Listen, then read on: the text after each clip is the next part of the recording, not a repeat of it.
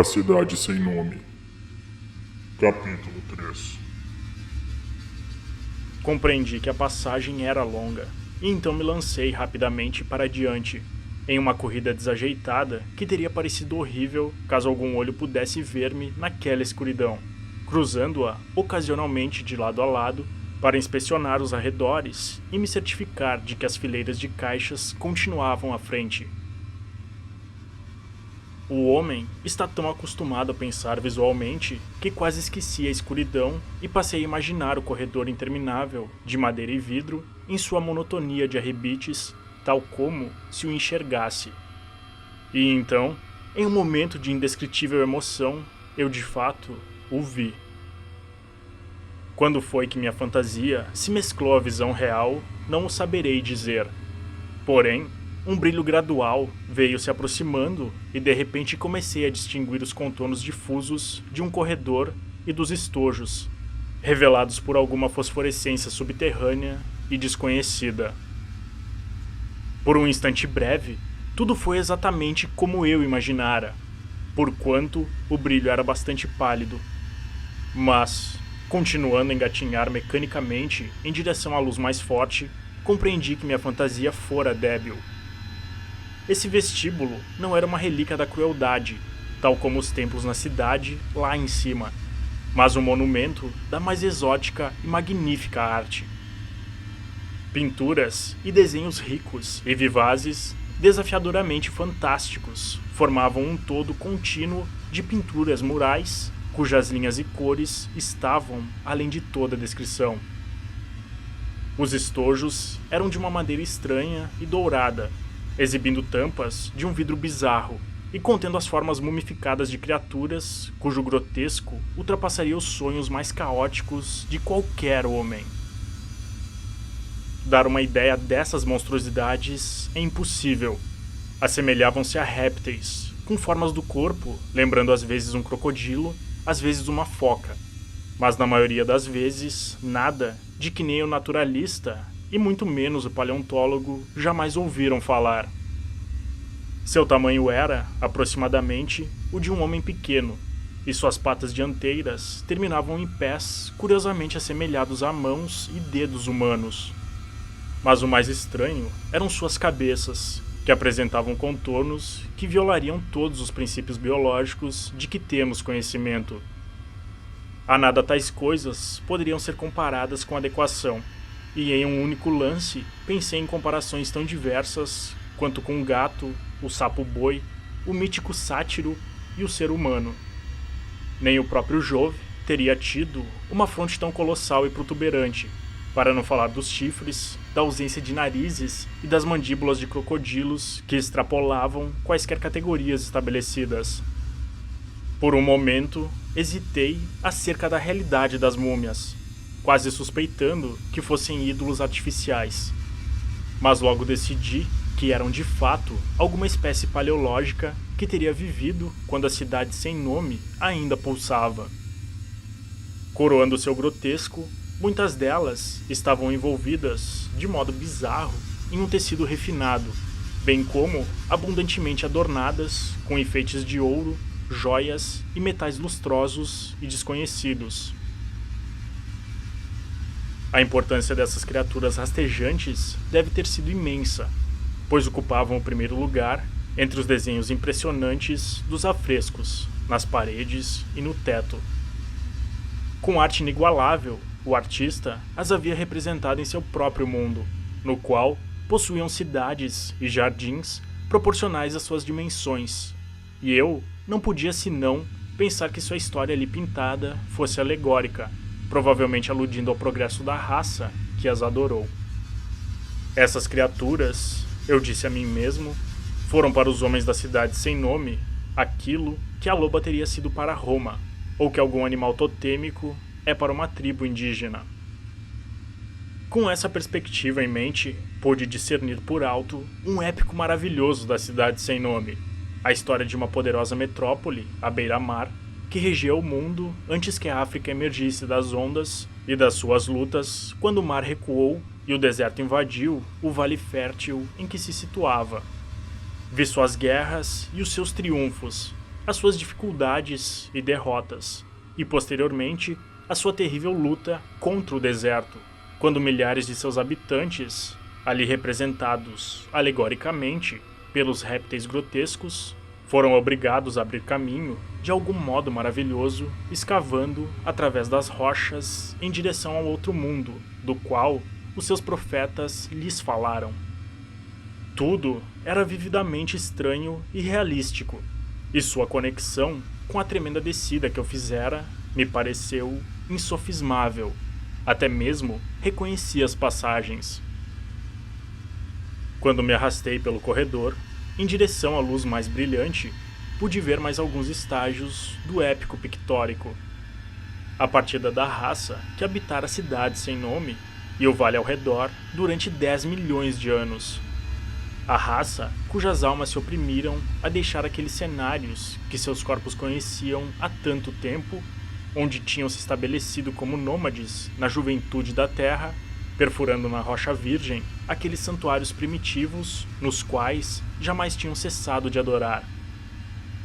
Agora que a luz era melhor, estudei as pinturas mais detidamente e, lembrando que os répteis estranhos deviam representar os homens desconhecidos, pus-me a cogitar acerca dos costumes da cidade sem nome. Muitas coisas eram peculiares e inexplicáveis. A civilização, que incluía um alfabeto escrito, aparentemente, havia se erguido até uma ordem mais alta do que as civilizações imensuravelmente mais tardias do Egito e da Caldeia, e, no entanto, havia curiosas omissões. Não pude, por exemplo, encontrar pinturas que representassem mortos ou costumes fúnebres, a não ser aqueles relacionados a guerras, violência e pragas. E me espantei com tal reticência no que concerne à morte natural. Era como se um ideal de imortalidade tivesse sido disseminado como uma ilusão alentadora. Mais perto do final da passagem, havia representações extremamente pitorescas e extravagantes, visões contrastadas da cidade sem nome em seu crescente abandono e ruína, e do estranho e novo reino de paraíso em direção ao qual a raça havia aberto seu caminho através da rocha. Nessas visões, a cidade e o vale deserto eram mostrados sempre à luz da lua, nimbos dourados a pairar sobre os muros desmoronados e a revelar um pouco da perfeição esplêndida dos tempos anteriores, que o artista retratara de modo espectral e elusivo. As cenas paradisíacas eram demasiado extravagantes para merecer crédito, exibindo um mundo escondido de eterno dia, repleto de cidades gloriosas, colinas e vales etéreos. Próximo ao fim, pensei em entrever sinais de um anticlímax artístico. As pinturas eram menos elaboradas e bem mais estranhas, até mesmo do que as mais loucas das cenas anteriores. Pareciam recordar uma decadência lenta da estirpe ancestral, de par com uma crescente ferocidade contra o mundo exterior, do qual fora repelida pelo deserto. As formas das pessoas, sempre representadas como répteis sagrados, pareciam estar se extinguindo devagar, conquanto seu espírito, conforme mostrado ali, pairando sobre as ruínas, ao luar, ganhava proporções. Sacerdotes emaciados, figurados como répteis em túnicas enfeitadas, amaldiçoavam o ar lá em cima e todos os que o respiravam.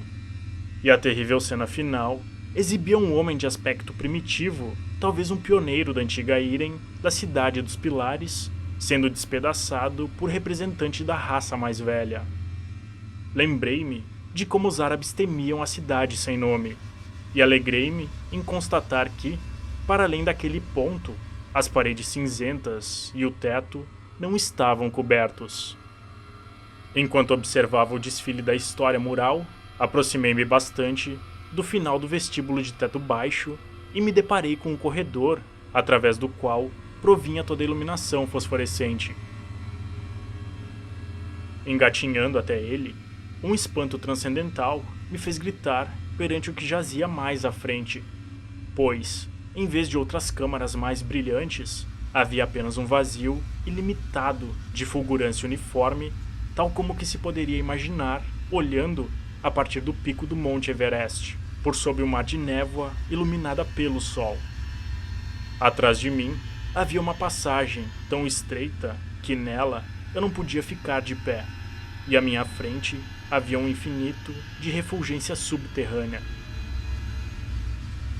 Conduzindo da passagem para dentro do abismo, havia o topo de um lance íngreme de degraus, numerosos e pequenos degraus, semelhante àqueles das passagens escuras que eu atravessara.